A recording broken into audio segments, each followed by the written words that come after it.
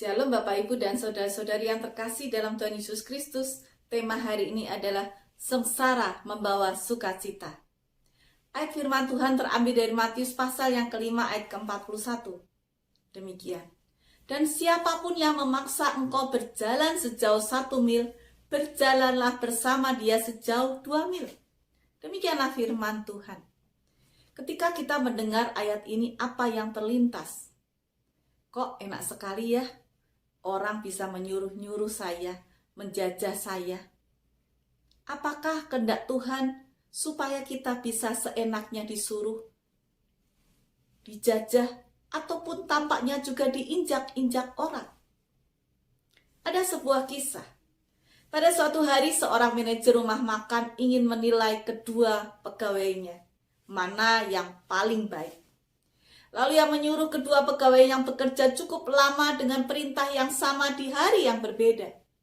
Hari pertama ia minta karyawan A untuk membersihkan meja dan lantai dan mengunci pintu rumah makan setelah selesai tugasnya. Dan karyawan A melakukan persis seperti yang diminta oleh manajer tersebut. Manajer merasa puas. Hari kedua, sang manajer meminta hal yang sama kepada karyawan B. Dan karyawan B melakukan seperti yang diminta manajer, plus ia kemudian membersihkan dapur dan seluruh peralatan dapur dengan sangat baik, serta juga melap kaca jendela di rumah makan tersebut. Dan akhirnya dia mengunci pintu rumah makan tersebut ketika sudah selesai dan larut malam. Tentu karyawan B lebih sengsara, lebih susah, lebih banyak pekerjaannya dibandingkan dengan karyawan A.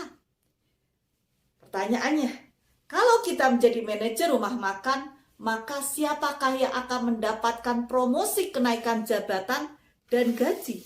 Karyawan A ataukah karyawan B? Apa yang dilakukan oleh kedua karyawan itu menggambarkan ayat firman Tuhan. Karyawan A melakukan persis seperti apa yang diminta. Orang minta dia berjalan 1 mil. Dan ia lakukan persis seperti yang dia minta. Dia jalan 1 mil. Sedangkan karyawan B melakukan melebihi apa yang diminta. Orang minta jalan 1 mil. Tetapi ia menemani orang itu berjalan sejauh 2 mil. Apakah itu hanya ada di dalam ilustrasi ataukah di dalam dunia nyata? Ternyata itu ada di dalam dunia nyata. Di dalam dunia pendidikan, pekerjaan, rumah tangga, pelayanan, kehidupan kita sehari-hari. Ada orang yang punya tipe 1 mil. Ada yang orang tipe 2 mil. Tetapi ada orang yang paling parah, yaitu orang yang tidak mau disuruh dan tidak mau melakukan apa-apa. Ini paling parah. Kita mau fokus kepada karyawan B. Apa yang dilakukan oleh karyawan B, ternyata kesengsaraan itu tidak merugikan dirinya. Tetapi pada akhirnya justru membawa kebaikan pada dirinya. Justru membawa sukacita kepada dirinya. Oleh karena itu mari kita ingat bahwa segala sesuatu yang kita kerjakan, sesungguhnya juga kita kerjakan untuk Tuhan. Oleh karena itu mengapa kita tidak melakukan segala sesuatu dengan baik? Seperti orang yang berjalan 2 mil. Kita bekerja melebihi apa yang diminta. Mari kita sadari ketika kita bisa melakukan segala sesuatu itu berasal daripada Tuhan. Efesus 2 ayat 10 berkata demikian. Karena kita ini buatan Allah diciptakan dalam Kristus Yesus untuk melakukan pekerjaan baik yang dipersiapkan Allah sebelumnya.